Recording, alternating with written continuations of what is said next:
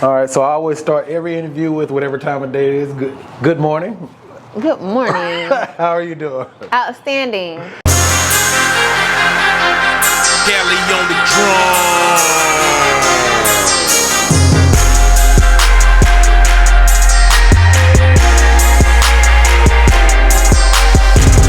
drum. You mind introducing yourself for those who don't know who you are? So I am Ebony Sullivan. I'm a native of Greenville, South Carolina, and I am, have been blessed to be bestowed with the duty of running Sugar Pie Honey, managing, organizing Sugar Pie Honey Bun. I'm the leader of Sugar Pie Honey Bun, however you want to call it. And so I am excited and thankful to be here. Okay, so when did you start your company? I started, it'll be almost 10 years ago. It's almost 10 years ago in June. This was an interesting story. I was living in Denver, working for a company while in Denver, and I registered my business with the state of South Carolina while living in Denver, Colorado. And then again, God gave me that vision, and I just was like, all right, I'm gonna just do it. I'm gonna just register this business, okay? Did that. And then I was waiting to change companies, didn't know how I was gonna move back to South Carolina, and I was just being faithful, applied for jobs and different things like that. And I got a job offer in November of 2014 to be fully relocated. And I worked a full-time job as a director of catering at Lander University. And then I was doing Sugar Pie Honey Bun on the side. And then I was able to transition full-time. And here we are approaching year 10 in just a few weeks. So excited. I'm it's been a journey, and I'm appreciative of the journey. I'm enjoying the journey. It ain't been easy, by any means, but I'm enjoying it. Okay. And so what is that like, that beginning process where you go and apply for the LLC and you take the risk of actually starting it? What's that like? I don't even know if I knew what I was doing. That's the thing. No. I really didn't.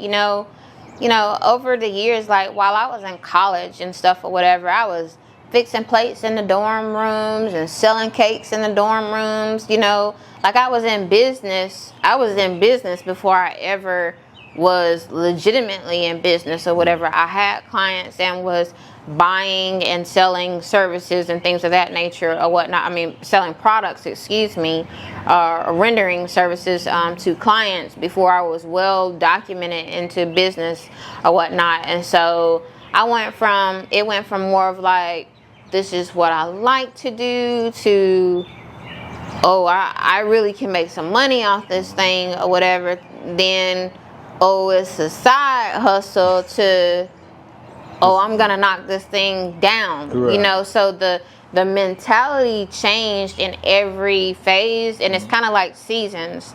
To everything there's a season. You got winter, spring, summer, and fall, right? And the mentality in the winter is definitely different as it is right now in the spring when we're approaching summer. Like we're a lot free, we're a lot happier. It's a lot of things. The mentality is just a lot different. We think that we can vacation every day, you know what I'm saying, in the summer. Yeah. You know what I mean? Like, it's just something about that mentality, in the season or whatever. Like, it's just, I don't know. But the same thing happens in business or whatever. There's different seasonalities to the business, and there's different ebbs and flow. And I had to learn that and grow with it. And here's the thing. Year 1 ain't like year 10. Year 5 ain't like year 7 or 3 or anything. There's no one year alike. But I think the thing that has kept me is going to be, and this is what I would tell anybody, and I learned this over time, is as long as you have a vision, your vision is what is going to drive you. Your vision is what's going to keep you on the hard days, on the rough days, when you don't have no customers or slow sales or anything like that. Is going to be the vision and the passion, right? And so, and then your faith. Those are the things that kept me, because even if you only get one customer, you know, at least somebody calling. You're right. You got something that somebody wants.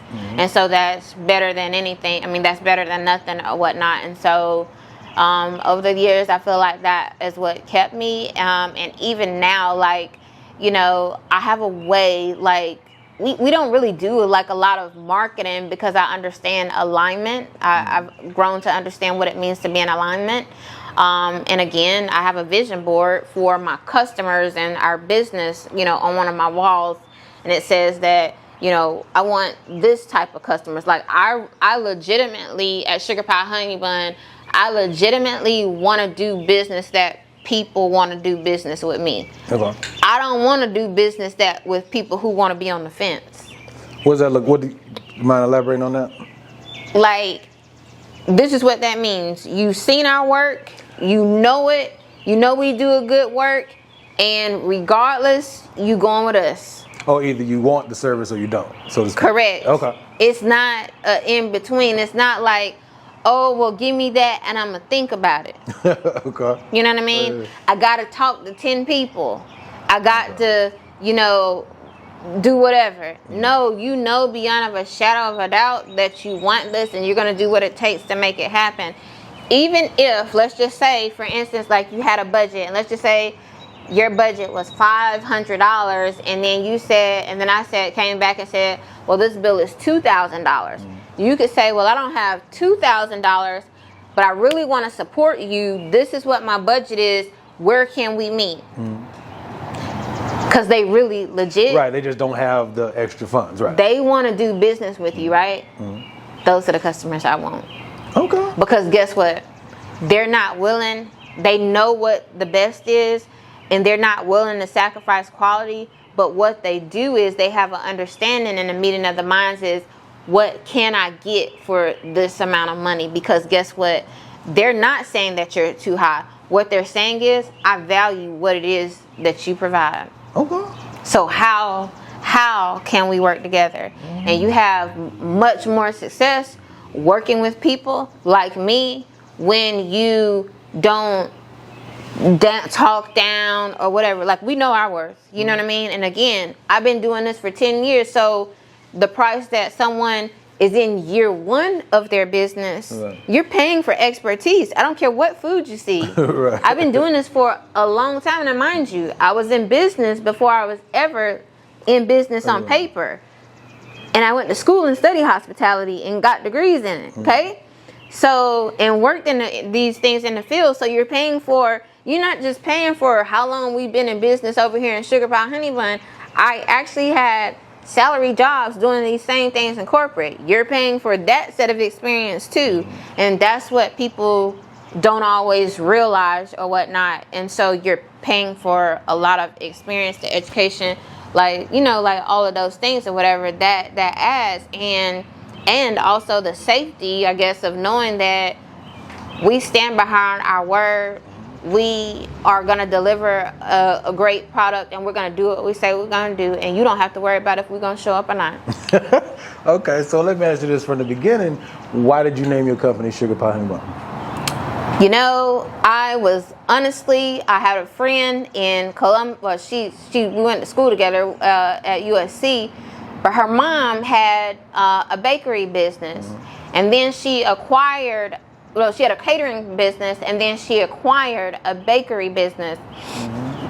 And we used to intern or work for her while we was coming through school to make a little extra money in college or whatnot. And when she acquired the new business, it was a different name. So she had to pay thousands and thousands and thousands of dollars to rebrand everything. Oof. You already had this established catering company. You bought this bakery. Now you want to make one, yeah. But they're two different names. So how does that work? So she had to rebrand or whatever, like totally change the name.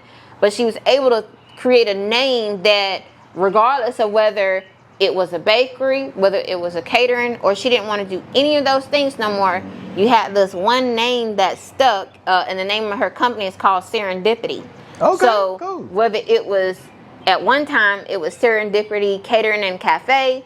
At one time, it was just Serendipity, and they were just serving the baked goods. but that's the name that she settled on. And so being exposed to that, I've never seen that before, right? But being exposed to that early on, I said I had to pick a name that would transcend the test of time, so to speak, because I didn't want to spend, I already heard she spent thousands of dollars. Right. I ain't got her money, and if I had it, I still don't want to waste money or time. Right. So it's very important to me to make sure that I need to name this business something that would stand the test of time, because again, I'm not going to be doing this forever, but if I decided to expand and then cut back or whatever, it gives me the flexibility without having to change the name, because changing the names is expensive and everything else, the paperwork too. Okay. So how did you pick the name? Well, long story short, my sister-in-law's sister, her Instagram name was Sugar Pie Honey Bun. And I liked it, so I took it. I was like, that's it.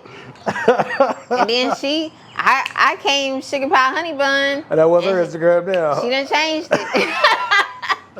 And then it was the official name of the business. I had cemented that thing. I said, and there it is. It's got a ring to it, and there it is. Okay. And guess what? It's done stuck. Working on getting that trademark right now. It's done stuck, baby. So what was the But it fits. So you know what I'm saying? Like what else was this business gonna be called? I don't know. I don't know either. But hey, it done worked. And there it is. So that's the truth. What was the moment when you were like, okay, this is something I need to take serious and make into an actual business? Was there a particular dish you said? Yeah, no, it wasn't a particular dish. What made it what solidified it was when I was coming through, and it's more of encouragement than anything. When I was coming through college, I was, this is my senior year of college. There's this professional football coach by the name of Ron Cooper, RONCOOPER. Ron Cooper. He's the head coach at football team at a university up in New York right now. I can't think of the school right now, but he's done, professional, been a professional coach in the NFL and other, D1 colleges. But at the time, he was a defensive coach at USC, and he knew that I made pound cakes or whatever. He asked me to make him a pound cake because I had been making some for the other professors and stuff, just giving them away, just practicing my baking skills. And he asked me to make him one just like the others, and normally they didn't give me anything. The light bulb went off when I gave him his cake, delivered it as such like I would do any other teachers and stuff or professors. And he said, go down there to my car.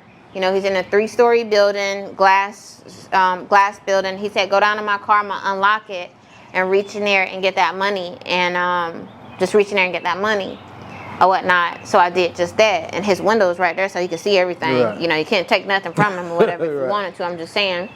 So he unlocked his car, and I went in and got it. And then I came back or whatever, and I was like, here. I was like, here's the money. And he was like, no, that's yours. And it was a $100 bill. Hey, okay. And so I was just like, wow, he was just like, no, it's worth it or whatever. And so I was just like, I look at that as an investment. Like somebody thought that it was worth more, I was, was going to give it for free, but they put a price tag on it. And then I felt like that was somebody sowing a seed in me, at the time, telling you that you're worth more. You know what I mean? Like, you can go out here and do this. And they didn't say it. It was about their actions. And I ran with that. And I kept practicing. And I kept, putting things out on social media for people to buy or whatever. But at that point, I was never putting a price tag to anything. I had never sold anything. Never. I was just baking for practice. You're right, to get doing better. things. Yeah. I mean, because I can't feed people or whatever and give it away for free supplies costs. I was a broke college student or whatever. You know what I mean? But, and again, my grandmother you know, would mail me ingredients and stuff for the pound cake so I could bake it at school. Oh, that's cool. So that's how I got. Only thing I had to go buy was the dairy products or whatever. Right. But the dry ingredients, she would mail me. Okay. So what is eggs and what is the milk? That ain't too crazy. At least back then it wasn't crazy. It's a little hot now though. Yeah, and the butter. You know what I'm saying? The things like that or whatever, you know? So it's like I had starter kits. I had people sewing in me to do those different things. And so I learned how to do those things early, and I was able to continue that in college or whatever. And, you know, you have somebody like, they sewing into you, like, not $20, you know, like, nah, they gave me a whole $100 bill. And that changed the trajectory of everything, you know, like, you know, here it is so many years later. I've been in business 10 years, but I've probably been out of college 14, 15 years. But I'm still telling that story. That's the little something that made a difference that a lot of people don't know. And people, you know, I'm for helping people early on, or just sowing seeds or giving like encouragement, because again, I know where that little bit helped me, and that has been instrumental to where I am today. And I'm still making sure that I sow seeds today to other people, because what you sow, you gonna reap. Okay, so what was the lowest point of your business? Was there ever a time when you were like, fuck this, I'm done? Or like almost on the cusp? I mean, it's been sometimes, I mean, if you talk to any entrepreneur, I mean, we like that every month. Yeah, I've been there. You know? Throw all these cameras away. Yeah, like all of it or whatever, you know. So I will say, like, you know, 2017, I'll never forget it or whatever, because that was the first year of like going like full time, you know, like full time, like no other, nothing or whatever, nothing. And, you know, and it was just like, it's different when you don't have like that constant income coming in or whatever from your, you know, your regular job, so to speak. So that was tough because I was getting a lot of calls. I was sending a lot of quotes, but there was not a lot of people biting some of it. And then some people would say that don't look like us or whatever, would say, you do great work, I've seen it, but we need a list of references for people companies that you've done business for, or you don't have a website, so we can't do business with you. Yeah, I got mine up. You don't have, you know what I'm saying? These things that you don't have, so it doesn't seem like you're reputable. Even though we done seen your work, we done tasted it. It's banging. But these are things that you don't have. But here's the thing, they couldn't do business with me, but other corporate entities could, and I didn't have those things. Okay. So it was, you know, it was frustrating because I couldn't understand, how can I get corporate checks from big entities over here and then do great work? And then be black and be consistent and professional, like all of that, and on time and everything, right? But then over here, it don't work like that, right? It was tough overcoming that and understanding that it's a lot of rules to the game. Okay. And if you want to play, you got to learn the rules. And ain't nothing out here fair, but if you want to get in and be in, you got to learn the rules. You got to understand the playbook, learn the rules, and you know, that's going to help you figure out where you want to go and how far you want to go. And so I had to stop complaining and get in the game. So how do you prepare to go from working a 9 to 5 and building a business and saying, F that 9 to 5, I'm going full time? Like, what things did you do to prepare for that? I didn't. Oh, you just I'm be honest with you. I didn't or whatever. No, I was put in a situation where, you know, I was in an unfortunate situation that I was threatening at work. And if you know, working for any company, if you threaten somebody in the workplace, it's a zero tolerance. Well, there was a Karen who was above the law, and she got to keep her job. And, you know, excuse me, but I raised hell, you know, for like 6 months. I'm like, how can that be or whatever when it was publicly done? Right. So there was a lot of witnesses or whatever. and this person got to keep their job, but had other people did it, they'd be gone. yeah, like how does that work or whatever, right?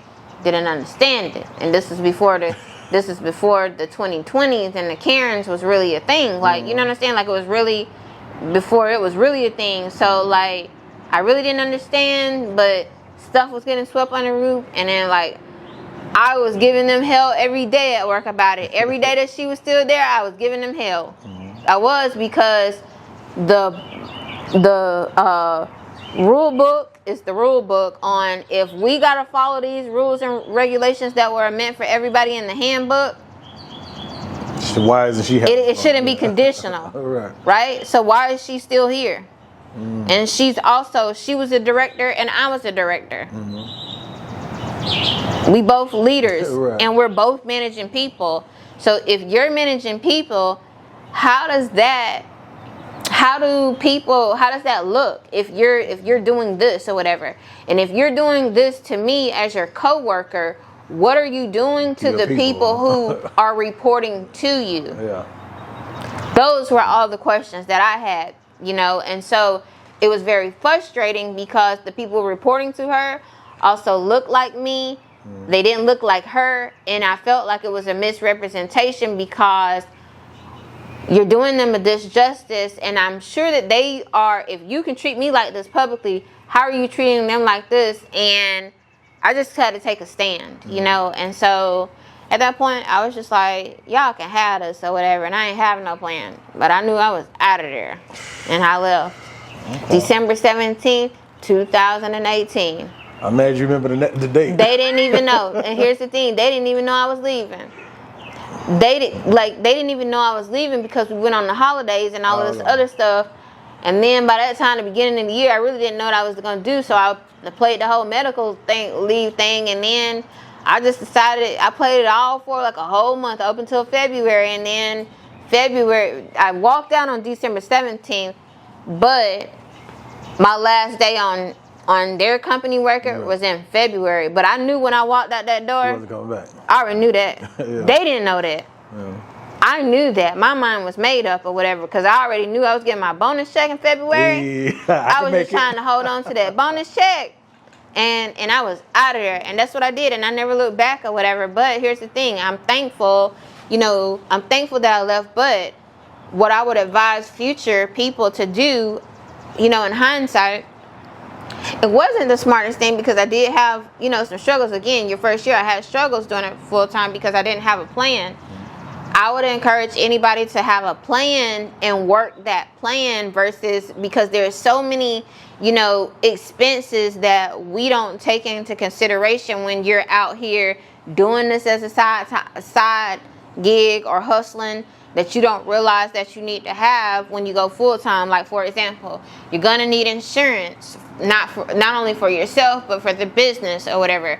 You're gonna need to pay for your business license or whatever, and the taxes, like all of these things, websites. I design my own. All of these things, all of these things that cost money, but you need them in order to make money. Yeah. I didn't have those things in place. Mind you, I walked out the door in 2018. I didn't get a website until December 2020, fully up. Oof. You see what I'm saying? Yeah. Yeah. But the pandemic also forced me to, things changed so quick in 2020. Like everything, everything went more digital. You do stuff online. Like you had to, even now, if you're not staying advanced with technology, like people not working with you or whatever because they like things easy access or whatever. And so, but yeah, like look at those things that you need to do business, and like that has nothing to do with food costs or nothing to do with the sale of whatever service or product that you're providing. And those are the things that I didn't think about because the traditional mindset was coming from a side gig or whatever, a hustle, and that was just extra revenue. Well, it's no longer extra. Yeah, I gotta pay my bills with this money. Yeah, I gotta live off this money. Yeah, so I wasn't I wasn't mentally prepared, you know, when I thought about that, because that is it's a whole different like ball game. And if you don't think about that, then, you know, it can throw you off. So I would encourage anybody to make sure you have a plan. Make sure you're paying down your debts if you have anything or whatnot, because again, the less things that you're responsible for is the less stress that you will have. You know what I mean? Because then when things pop up, because there's always some bill or something for the business that pops up, right?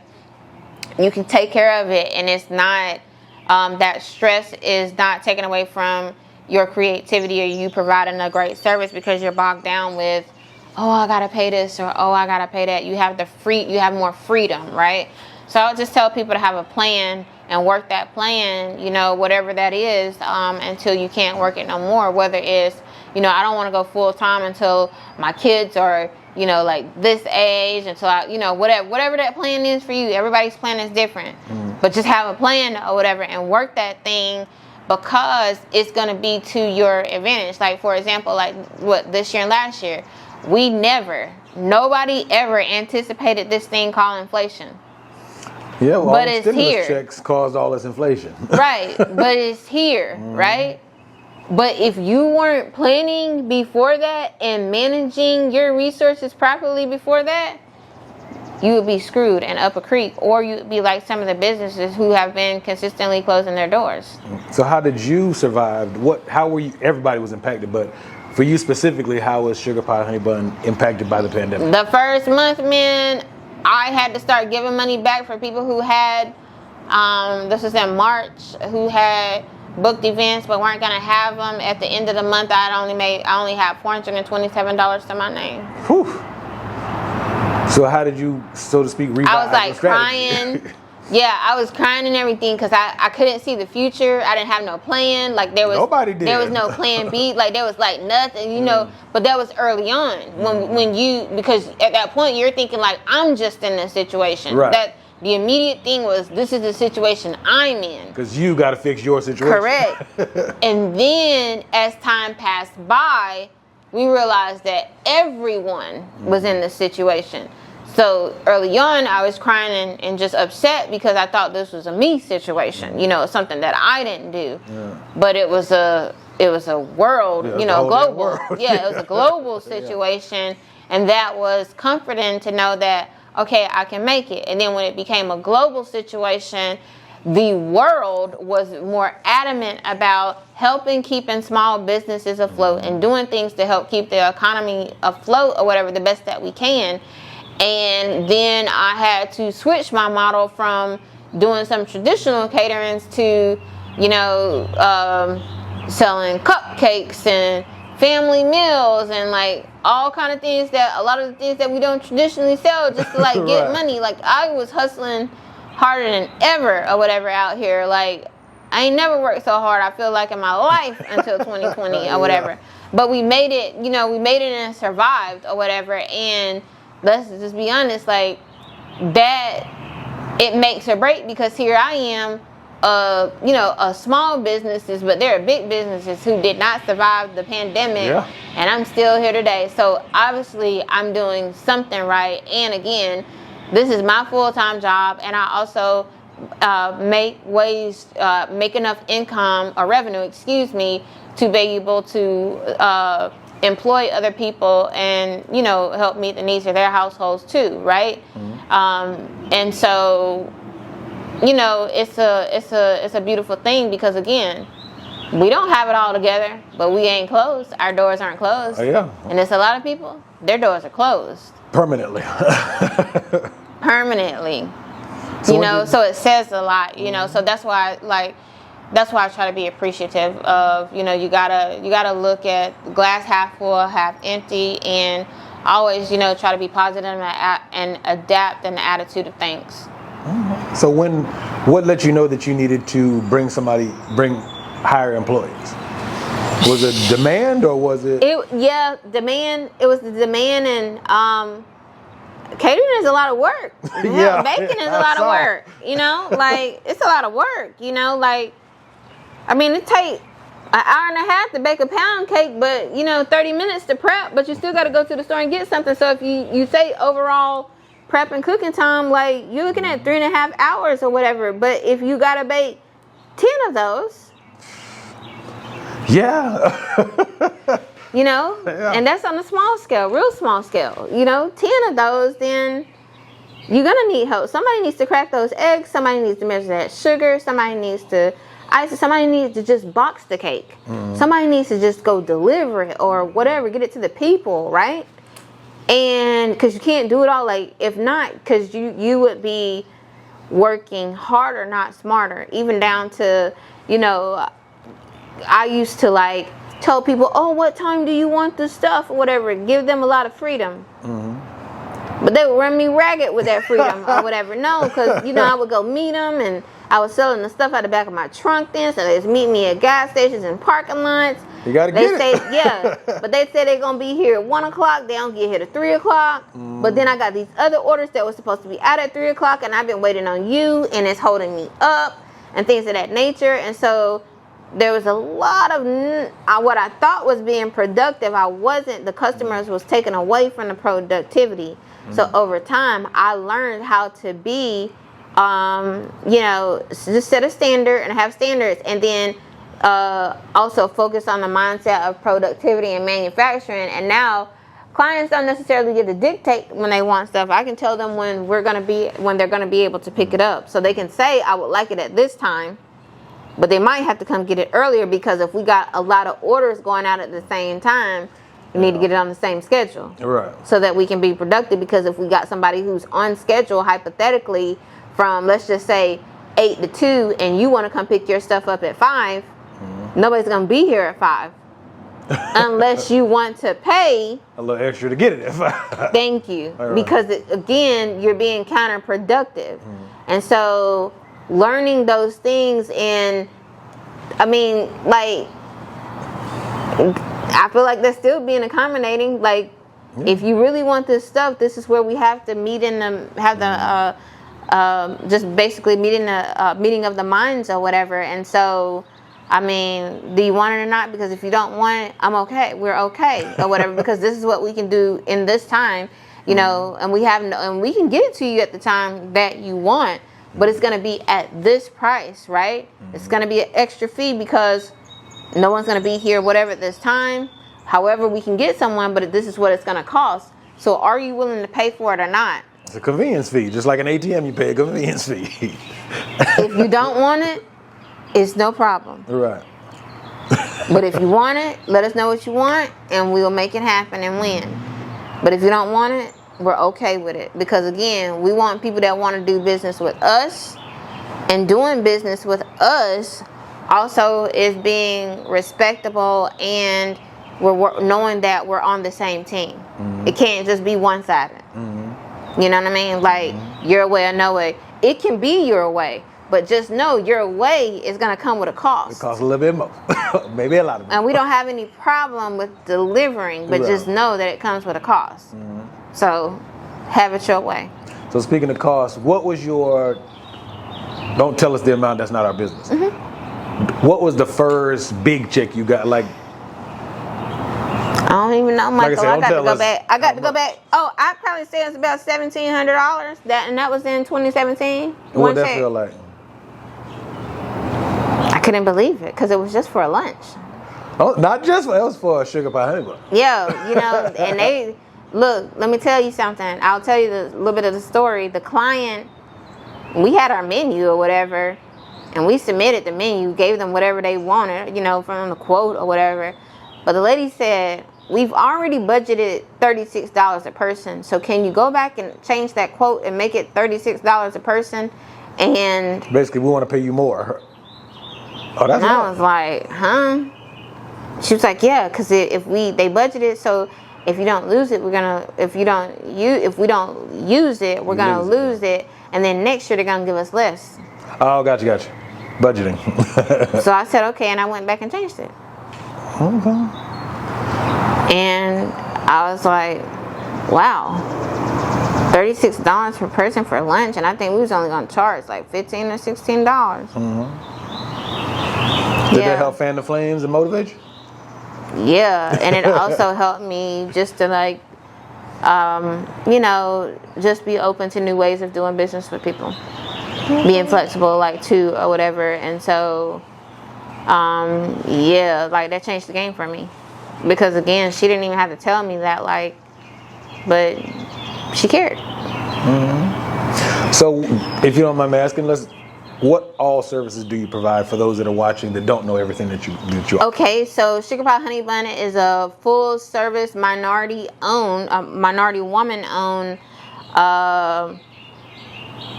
catering and event planning company, and we provide full service catering, meaning if you want tables, chairs, linens, music, musician, photography, videography, decor of any kind, we provide that to you in your home, at a company event, wherever we need to be, in state, out of state. We will be there as long as you can fit the bill. Period. In addition to that, and again, that's on the full service, that's on the higher end. Aside from the full service, we do partial services where we can just merely come and set up the food. We don't serve it at all. We're just coming to set it up, and then you and your people can set it up. Or we provide things that you can just strictly like pick up or whatnot as well. We also provide custom baked goods, a lot of your classic cakes, red velvet, you know, My favorite. yeah, red velvet, pound cake, key lime, banana pudding, like, you know, a lot of different things, peach cobbler, you know, a lot of different things, classic stuff, strawberry shortcake, caramel, all of those different things. We provide those custom desserts and baked goods. We also do private chef, again, in your home brunches. Wait, what's that look like? What do you mean private chef? Private chef is when we come in and cook the food on site. Oh, that's cool. Okay. Go to the grocery store, bring the stuff fresh, and we cook it all on site. That's very cool. Okay. Yes, that's more luxury end, and people think it's like, oh, like it's a little cheap. Like I can just hire you to come to a hotel and like bring me some food. No. At a hotel, there is no, generally there's no Standard kitchen. No standard kitchen, so there's no way for us to cook food in front of you without a standard kitchen. Right. We need a kitchen. We gotta heat. We gotta cook the food. We need an oven. Yeah. We need all of those things, right? And so those are done in people's homes, whether it's Airbnbs, their rental homes, or VRBOs, lake homes, whatever. We've done a lot of different things. They even do it on the yachts and everything, right? Oh, very cool. Yeah, they do it on the boats or whatnot. And so we do that, and we also do like box lunches or whatever, box lunches for companies as well. So we do the gamut. Or if we're not able to provide any of those services, we do provide event planning, because I was an event planner in corporate. That's what I did. And we can just help you plan an event and just lead that event. So we do that too as well. And so those services are on our website. Our website is www.sugarpiehoneyBun.com. On the website, it has under our services, you'll see it. It'll say private chef experience, catering, and then event planning. And you're more than welcome to visit that at your convenience. Okay, so let me ask you this. Not only is your food busting, but it's really pretty. Yes. Where'd that come from? Because even if you can cook, that doesn't mean you can make it look pretty. Absolutely not, or whatever. So there's a saying that people eat with their eyes first, and I truly believe it. And so I wanted presentation that says, if this buffet or whatever is set up across the room, I want to know what's over there. I don't care about these people standing right here talking around. Yeah. I'm trying to go see what's over there, because I see it color. look good. You know, Yeah. whatever it is, it look good. I don't even know what's over there, but it look good, and I'm trying to go over there, and I'm trying to be over there, you know?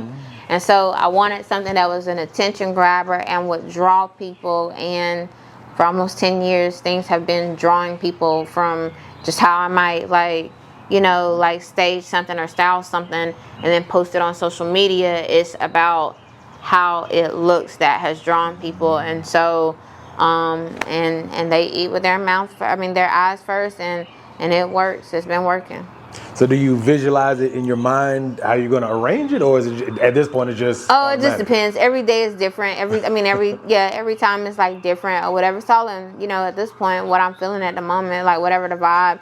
And also, to provide it coming off of the pandemic, inflation, it's also about what is available. So some of the things that I would maybe normally decorate with or use, to stage, they might not be available. So I have to be in a position to think quick on my feet to see how are we going to recreate something and still get a good thing, So what things have become kind of scarce as far as, I know at one point chicken wings was scarce, but they're high now. They might not be scared, but they definitely high. Yeah. So believe it or not, some of the aluminum pans that you keep the food in, that we deliver the food in, can be scarce. We run out of aluminum. Yeah. Heavy whipping cream. There was something I was looking for last week. It was hard to get or whatever. Oh, cannoli shells. Cannoli is an Italian dessert. The tube-looking things. Yep, tube-looking things. They're not available or whatnot, or you had trouble finding them.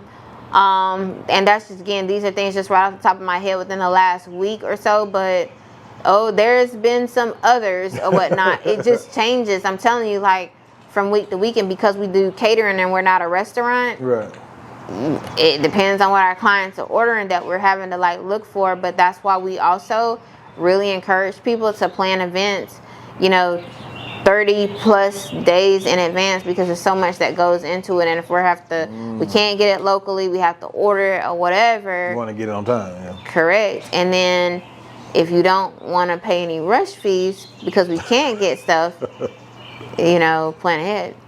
Because we're not out here raising chickens and all of this other stuff, and they're laying eggs. Like, we're not making this stuff. We we rely on suppliers, right? And so because we rely on suppliers, we gotta plan ahead. It's very vital, and a lot of people don't always understand that. But you can never start planning too early. Have you ever thought about transitioning or adding a brick and mortar location? I've considered it or whatnot, but I'm again, just this morning I was talking about something with another client. I'm up in the air about it, especially because of the pandemic and things like that or whatnot. It's just it's a lot. Again, just look at some of the big businesses are doing, and they had money and they've also built a reputation. So I'm really like not sure, but I'm looking at other options that would be sustainable. Okay. Yes. Cool. Okay, very cool. So let's leave everybody with this. What would be one piece of advice you would give those who are aspiring entrepreneurs? Have a vision. That's really important. Like the vision that God gave you, or whoever your higher power, or whatever. Yeah, higher power is whatever that vision they gave you. That's your vision. It is not your mother's. It's not your father's. It's not whatever. Like, you one, right? There's no carbon copy. So whatever would have been bestowed upon you, do just that and run with that or whatever. And who cares if somebody else is doing it? Do it better or whatnot. And do it the way that you do, because only you got your anointing or whatever. They're going to have their anointing or whatever, but you follow what it is that is in your heart, is in your mind, is inside of you. But the main thing with anything, you got to have a vision, not just for your business. You got to have a vision for your life, how you want to live, how you want to, just go about doing life every day or whatnot. So if you don't have a vision, then you don't have nothing. And not just a vision in your head, you also got to put this stuff on paper, because when this stuff starts to come to pass, you got something to be also thankful and grateful for. But like, man, I wrote that down in 2024. This is where I am in December of 2024. This is where I am in 2027. And I thought it was going to take this long, but it actually happened before, right? And so then that excites you to want to put more things down, because you see how quickly, things started to happen. And but it doesn't happen if you don't have a vision. Okay. So I believe in that, like, you know, you got to have a vision or whatever, because your vision is going to guide you. Your vision also, having a vision is going to make sure that you align with the right folks. If folks are talking down about the things that you want to do, don't align with them. Yeah. You see what I'm saying? People gonna give their opinion. But if you got a vision that says, like us at Sugar Pie Honey Bun, I only want to do business that people want to do business with us. So again, 2017 was the hardest year. I was a little upset with the people who call us, email, we do quotes. I would get upset. It's 2024. I don't get upset no more. Cause guess what? It ain't in the vision. I want to do business so that people legitimately want to do business with us. And I want to do business with people like that because it makes the transaction easier, and there's sustainability in the relationship, and it's not transactional. I want sustainable relationships or whatnot. And so, because that's what gives you longevity. But again, just like we're specific about a husband, a wife, you know, a house, you know, a car that you want, get specific about your business and about your life or whatever as well, because it's what governs you. Like, and again, no disrespect, if you want a Lexus, why would you settle for a Kia? Yeah. If you got this picture of this Lexus on your wall, or whatever the case is, or this lake house, or this, you know, townhouse, or whatever it is that you want, and you keep it in front of you, that's the vision. You're gonna work toward. You're gonna do everything that you need to do to work towards that. So why settle? But you can't. You don't got nothing to work towards to you if it ain't down, or you don't have these papers out in front of you, or whatever that's reminding you of your why, you know, and the hard days and why you're doing what you're doing. So that's why you gotta have a vision, because again, it governs you. Okay. So give us your website and your social medias and how we can reach you. All right, so my website is going to be www.suga, SUGAPIEHONEYBUN.com, and then Sugar Pie Honey Bun on Instagram and Facebook. And please like, follow, subscribe, tell somebody, tell them folks at your job. And then if they go to our website and put a quote in, if they say how there's a question on there that says, how did you find us or whatever, put down this podcast or whatever, you know, or whatever the case is, or wherever you found us or whatever, because we do believe in giving credit to where it's due. So if it was from this podcast, then Michael, you know, there's a possibility that Michael may be getting some, you know, some free stuff or discounted things because of his platform. So, and the same thing for you. You know, if you gave us a shout out and that person references you, and again, we got record of it because it says, how did you find us? And they put down your name. We're going to seek you out, and if they book and pay, those key things, book and pay, we're going to connect with you, and then we're going to bless you because you're blessing us. Like, we all winning together. Well, I want to say thank you for your time, and thank you for anybody who's watching, and we out. Thank you. That was good. That was real good.